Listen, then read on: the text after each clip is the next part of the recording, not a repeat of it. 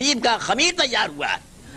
دوسرا کوئی جل سکتا ہے ان تجلیوں سے، مگر میرے مصطفیٰ کیسے جل سکتے ہیں؟ نعرہ تکبیر، نعرہ رسالت. اللہم صلی علی سیدنا و مولانا محمد و بارک وسلم صلو علیہ. پھر ایک بات یہ ہے کہ یہاں تک تو آپ رفیق سفر تھے، یہاں سے آپ نے اکیلے چھوڑ دیا. معلوم ہے اکیلے آدمی جس نے راستہ نہ دیکھا ہو، جس کو منزل کا پتہ نہ ہو کہ وہاں تک پہنچنے کا راستہ کیا ہے، وہ اکیلے کیسے جا سکتا ہے؟ کوئی جانکار تو ہونا چاہیے. مگر جبریل امین کو اچھی طرح معلوم تھا کہ یہ میرے نبی کا، میرے حبیب کا یہ دیکھا بھالا راستہ ہے. یہیں پر ان کی نشو و نما ہوئی ہے اور یہیں پر وہ پلے ہیں، بڑے ہیں. اس لیے میرے حضور اکیلے بھی چلیں گے تو پہنچ جائیں گے. اللہم صلی علی سیدنا و مولانا محمد و بارک وسلم صلو علیہ صلاۃ دائمۃ بدوام الملک الحی القیوم. پڑھیے بلند آواز سے ایک بار درود شریف. اللہم صلی علی سیدنا و مولانا محمد و بارک وسلم صلو علیہ صلاۃ دائمۃ بدوام الملک الحی القیوم. سبحان اللہ. ایک شعر مجھے یاد آ رہا ہے، حضرت سرکار عاصی رحمت اللہ تعالی علیہ کا ہے وہ شعر. فرماتے ہیں کہ پہنچا ہے عرش پر تن خاکی مصطفیٰ، پہنچا ہے عرش پر تن خاکی مصطفیٰ، کس شان سے زمین گئی آسمان پر، کس شان سے زمین گئی آسمان پر.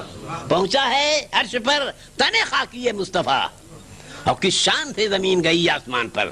ڈاکٹر اقبال نے یہ معراج پر ایک شعر لکھا ہے کہ سبق ملا ہے یہ معراج مصطفیٰ سے ہمیں، سبق ملا ہے یہ معراج مصطفیٰ سے ہمیں کہ عالم بشریت کی زد میں ہیں افلاک، کہ عالم بشریت کی زد میں ہیں افلاک.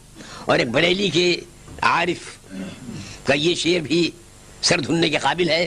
وہ فرماتے ہیں کہ لیلۃ الاسراء میں دیکھے، یعنی شب معراج میں، لیلۃ الاسراء میں دیکھے کوئی معراج جمال، لیلۃ الاسراء میں دیکھے کوئی معراج جمال، لن ترانی کہنے والا طالب دیدار ہے.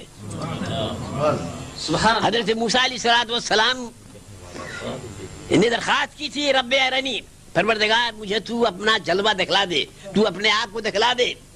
بار بار التجا پیش کی تو جواب یہ ملا کہ لن ترانی، تم مجھے ہرگز نہیں دیکھ سکتے. یہ جواب نہیں تھا کہ میں دکھلا نہیں سکتا، جواب یہ تھا کہ تم دیکھ نہیں سکتے.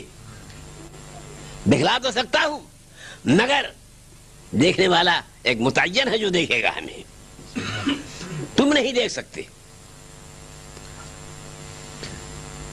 یہی حضرت جبریل امین حاضر ہوئے نبی کی بارگاہ میں اور ادھر سے پیغام دے کر آئے کہ آج پروردگار کی بارگاہ میں آپ کی طلبی ہے، میں دعوت لے کر آیا ہوں، پروردگار عالم کی طرف سے آپ تشریف لے چلیں. میرے حضور یعنی خواب کی حالت میں تھے. جبریل امین نے اپنے کافوری ہونٹ میرے حضور کے قدموں سے مس کیے. سرکار کی آنکھ کھلی، پوچھا کیسے آنا ہوا؟ تو ایک ہندی شاعر نے جبریل کی زبان سے